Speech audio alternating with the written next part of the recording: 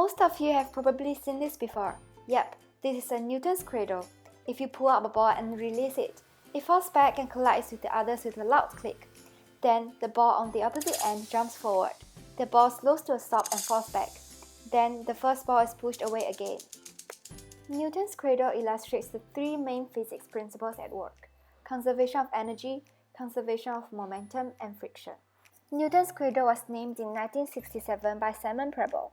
However, did you know that despite its name, Newton's cradle was not invented by Newton? He gets the name credit because the law of conservation of momentum can be derived from his second law of motion, and Newton had a greater overall impact on the world of physics.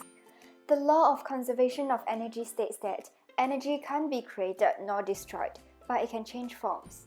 When the balls are at rest, each has zero potential and kinetic energy. When ball 1 is lifted up, its potential energy increases.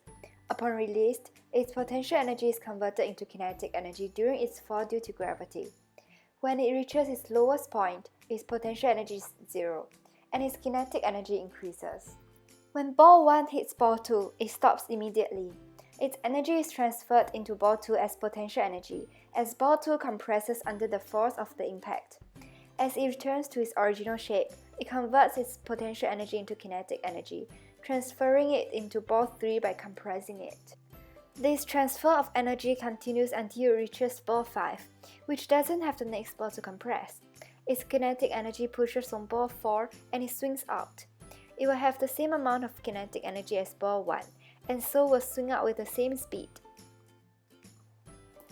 One falling ball imparts enough energy to move one other ball the same distance at the same velocity, similar for 2 balls, 3 balls, and so on. But why does the balls eventually come to a stop?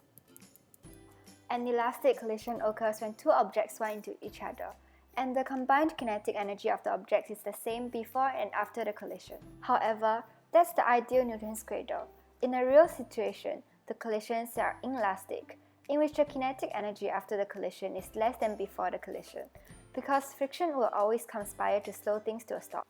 The balls are not perfectly elastic, so they can't escape the effect of friction, but the total amount of energy stays the same due to the conservation of energy.